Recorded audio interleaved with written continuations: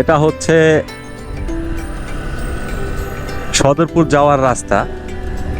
এই রাস্তায় আসলে অসংখ্য মোচড় আছে। এর আগে পরেও গেছি। আজকে সদরপুর থেকে আসার পর ওইখানে একটু কাজ আছে আমার, ওটা শেষ করে আসার পরে আমরা ভাঙার গোল চত্বরের একটা ভিডিও নেওয়ার চেষ্টা করব আপনাদেরকে দেখানোর জন্য।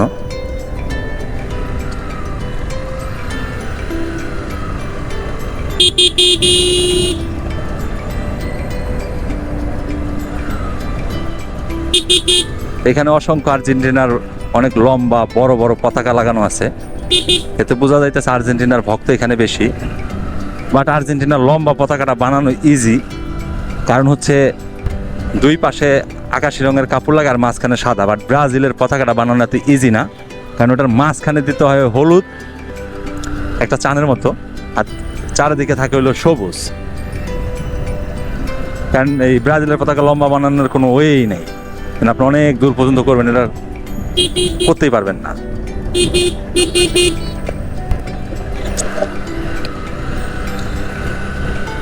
কারণ এখন চলতেছে ফিফা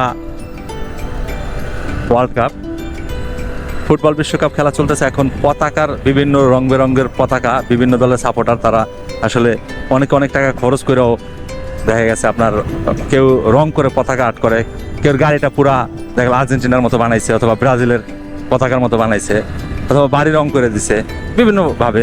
এটা হলো আসলে যারা সাপোর্টার মানে অনেক ভালোবাসে, যেই দলে সাপোর্ট করে এই দলকে অনেক ভালোবাসে, সেই জন্য আসলে অনেক টাকা পয়সা খরচ করেও এইগুলা করে মানুষ।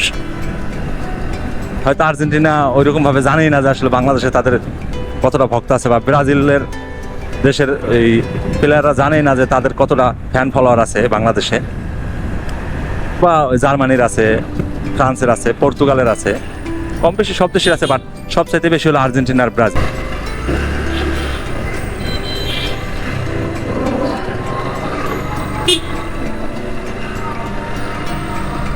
এই সেই নদীর পার ভাইরাল চায়ের দোকান, এখানে চলে আসলাম আমরা।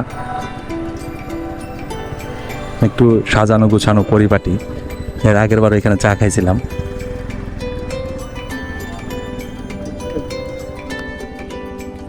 হ্যাঁ, ঘুম আসলে মুগ্ধ।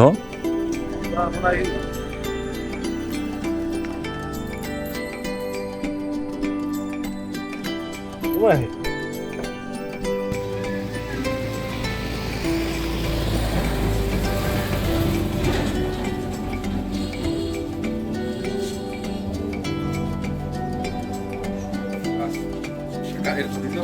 Ah,